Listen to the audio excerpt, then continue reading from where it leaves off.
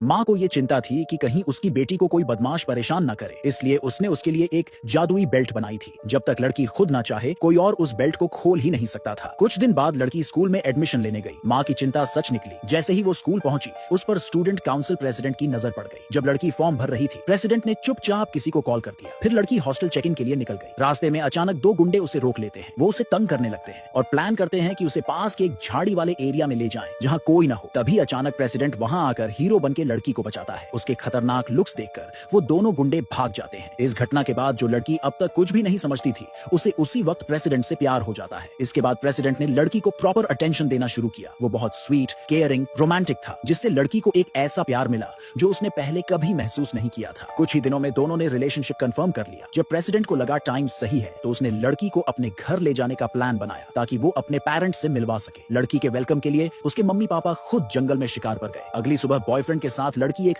दूर दराज के पहाड़ी गांव पहुंचती है, लेकिन वहां का माहौल थोड़ा अजीब था। गांव में सिर्फ मर्द ही मर्द थे, एक भी औरत नजर नहीं आ रही थी। तभी दूर से कुछ हलचल सुनाई देती है। लड़की काफी क्यूरियस थी, इसलिए वो देखने के लिए उस तरफ बढ़ती है। लेकिन जैसे ही वो वैन के पास पहुंचती है, उसके बगल वाला आदमी अचानक वैन का दरवाजा जोर से बंद कर देता है। बॉयफ्रेंड ने जल्दी से लड़की को गांव वालों से इंट्रोड्यूस कराया और कहा कि ये उसकी न्यू गर्लफ्रेंड है और उसके मम्मी पापा घर पर उनका वेट कर रहे हैं डिनर के लिए। गांव वालों से थोड़ा हाय हेलो करने के बाद वो लड़की को लेकर वहां से निकल गया। पीछे गांव वाले अब भी लड़की की बात कर रहे थे, कह रहे थे कितनी हॉट है, काश वो उसे पा सकते। कुछ मिनट बाद दोनों बॉयफ्रेंड के घर पहुंचे। लड़की ने जमीन पर पड़े पुराने जंग लगे लोहे की चेन देखी तो उसे थोड़ा अजीब सा फील हुआ। इससे पहले कि वो कुछ पूछती, एक पागल औरत अचानक घर से बाहर निकली और लड़की को गालियां देने लगी। बोल रही थी कि ये कोई चुड़ैल टाइप औरत है और इसे गांव से बाहर निकाल देना चाहिए। बॉयफ्रेंड ने जल्दी से बताया कि वो उसकी माँ है और बचपन में हुए एक ट्रॉमा की वजह से उसका दिमाग थोड़ा डिस्टर्ब हो गया है। तभी उसके पापा भी बाहर आए और बिना कुछ बोले उस औरत को खींचकर अंदर ले गए। बॉयफ्रेंड ने लड़की को अच्छे से रेस्ट करने देने के लिए घर का सबसे बड़ा कमरा उसे दिया। लेकिन उसी रात